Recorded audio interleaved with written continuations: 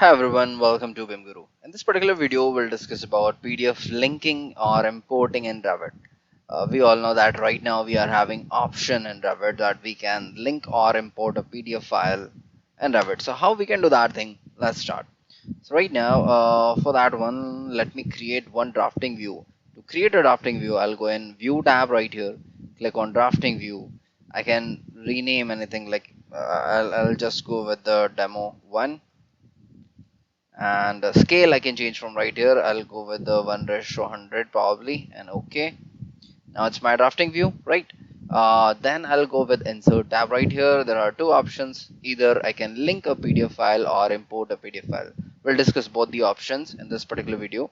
So let's start with the linking a CAD file, sorry, PDF file. So I'll click on link PDF. This kind of dialog box will be open. Let me link this sheet number dash plans PDF file. Open. This kind of dialog box will be open. Okay, so right now we can see if there are multiple pages, it will show right here the multiple pages, as well it will highlight right here which number of page you want to do, link or import, and total how many pages are right there. Okay, so it's one only, and I want this particular one only to be imported. I can set my resolution from right here 72 dpi to 600 dpi. I'll go with 300 dpi right now. Click on OK. It'll take up a couple of seconds to import that PDF file into Revit. So let's wait for that one. Now right here, if I'll zoom out a little bit, it is showing me a sign where you want to place it. So I'll click right here. It'll be placed at the particular location. If I'll zoom in, I can zoom in properly. I can read each and everything, each and every component available in this particular PDF file. It'll be very useful where we can use it. For example, you did something in Revit, and you want to cross check, or you want a CAD file or Revit file from client in terms of checking the location or whatever the reasons may be right there.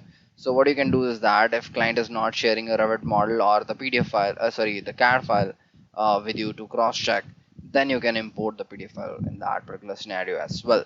So that's how we can use this particular option. Now let's try with the importing that PDF file. Same thing. I'll click on insert tab right here, click on import PDF. Same kind of dialog box will be opened.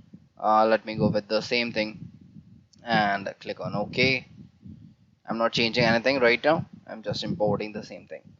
It'll again take a couple of seconds, and then we'll further see. Right now, meanwhile, you can see, okay, let me place it and then I'll show you. So I just imported and linked both the things. Right now you can see width and height. If I'll change from right here like 90,000, and if I want to change the height as well, like maybe 80,000, we can do that thing. Scale as well we can change from right here. Lock preference, everything we can do from right here. Enable snips as well, so that we can select the points and increase or decrease the things based on that.